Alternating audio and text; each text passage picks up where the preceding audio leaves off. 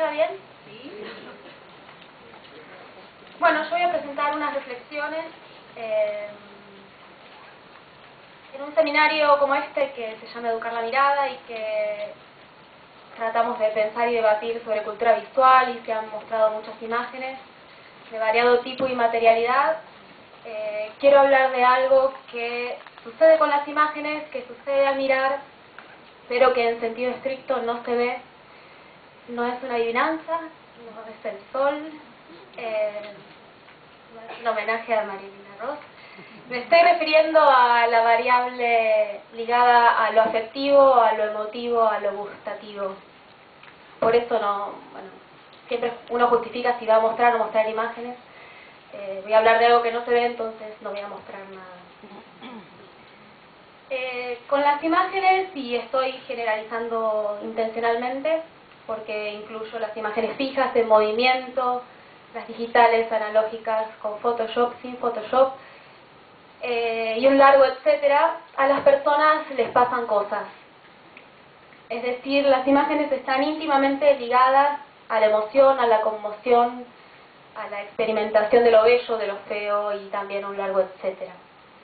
Y cuando esto no sucede, el no me pasa nada con esa imagen, es un comentario que no hace otra cosa que reforzar que algo debería pasar con las imágenes. Ese efecto wow que Inés traía ayer citando a Jenkins. Y cuando uno lee textos teóricos sobre imágenes, es posible encontrar, tal vez de manera lateral, como al pasar, referencias relativas a esta variable que a mí me interesa particularmente. Así que querría reunir algunas de estas referencias y presentarlas brevemente. Por un lado, Nicolás Mirzoeff, que hace unos años estuvo acá en la Argentina, en uno de sus libros habla de la inmediatez sensual. Él dice que al mirar algo pasa inmediatamente, que en alguna medida sortea lo racional, o las ideas, o el entendimiento, y nos llega por otro lado, de manera inmediata.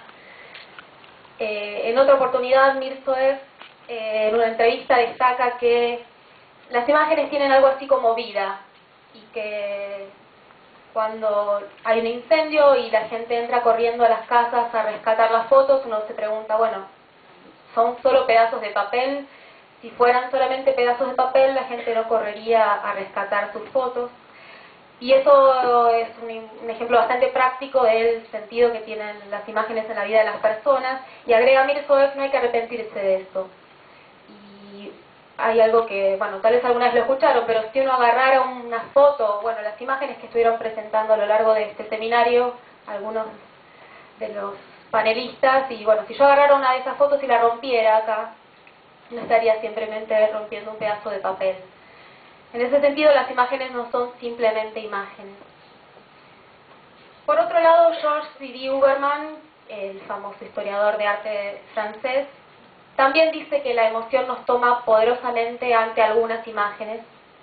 Él dice que somos en esos momentos, de alguna manera, espectadores de un naufragio. Y después agrega que al mirar no es simplemente ver, ni incluso observar con mayor o menor competencia. Una mirada supone una implicación, dice Didi Huberman, el estar afectado. Sigo repasando entradas teóricas que hablan de esta dimensión. También Barthes, en conocido ensayo La cámara lúcida, cuando justifica qué imágenes va a tratar, qué fotos, dice, me he guiado por la atracción que sentía ante determinadas fotos, y en alguna medida él propone revalorizar ese me gusta, no me gusta, las preferencias, las repugnancias, las indiferencias. Y hasta Susan Sontag también destaca esa capacidad de las imágenes de impactar y de transmitir cierto afecto. Las fotografías nos persiguen insistentemente, dice, resaltando su capacidad de afectación.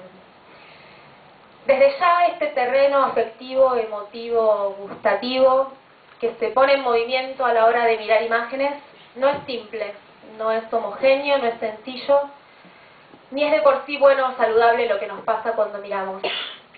Tampoco es evidente, de hecho dije que iba a hablar de algo que en sentido estricto no se ve.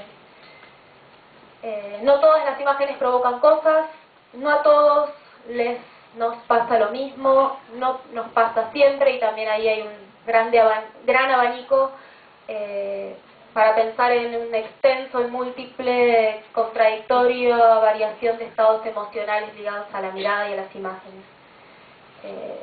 Por ejemplo, en la mesa de ayer, cuando Máximo presentaba la ponencia de Quintana, decía cómo las imágenes de tortura y violencia de Roma Ciudad Abierta y las de perros de la calle no provocan lo mismo, que provocan cosas, pero siempre en vínculo con la época. Entonces, desde ya que esto que nos hacen las imágenes no es sencillo y es complicado. Y reconociendo esto, a continuación quisiera centrarme en el carácter que la época, que nuestra época, le está otorgando a las emociones, a los gustos, a los afectos provenientes de la visualización de imágenes. Sí, las imágenes generan cosas, en alguna medida, uno podría decir siempre han generado cosas, pero bueno, ¿qué lugar, qué bolilla se le da hoy a estos estados emocionales, afectivos que generan las imágenes hoy? Y en este sentido querría comenzar destacando cierto carácter celebratorio del repertorio de lo afectivo en la escena contemporánea.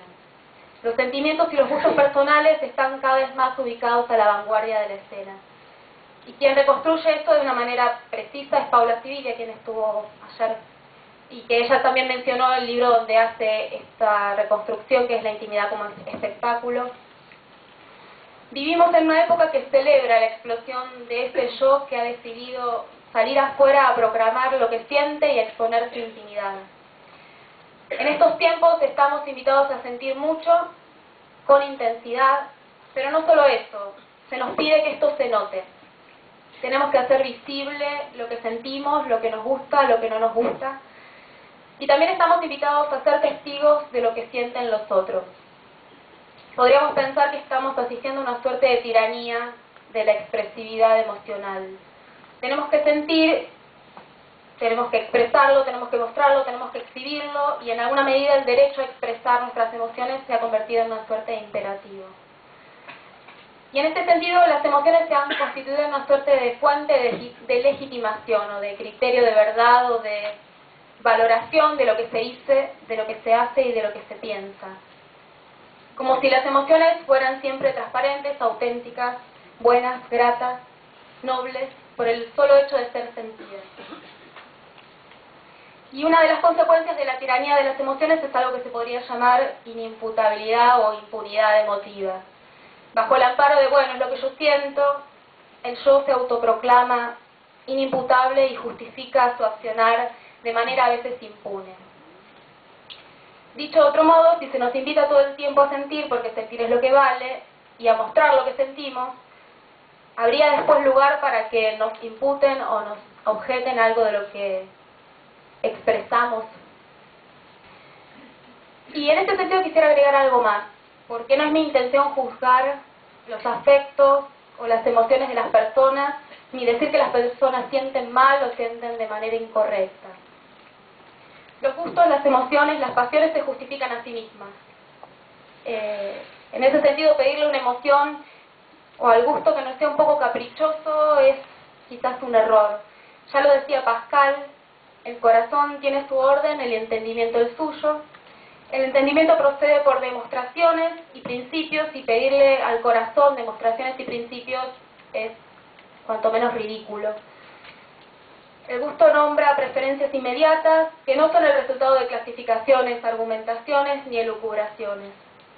Algo te gusta o no te gusta, lo sentís o no lo sentís. Es cierto que uno puede sociologizar los afectos, puede historizarlos, y en alguna medida uno los explica y puede mitigar ese capricho que uno ve a primera vista respecto del gusto.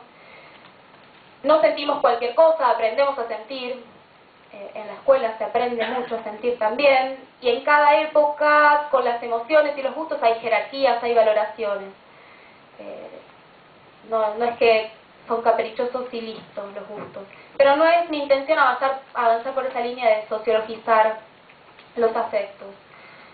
Lo que quiero interrogar es el lugar de los afectos personales, preguntar si acaso se están desplegando con holgura en un buen lugar. ¿Y cuáles son las consecuencias de que se haya vuelto legítimo que lo afectivo emotivo, gustativo, se despliegue, se muestre, se exhiba, se relate en espacios públicos.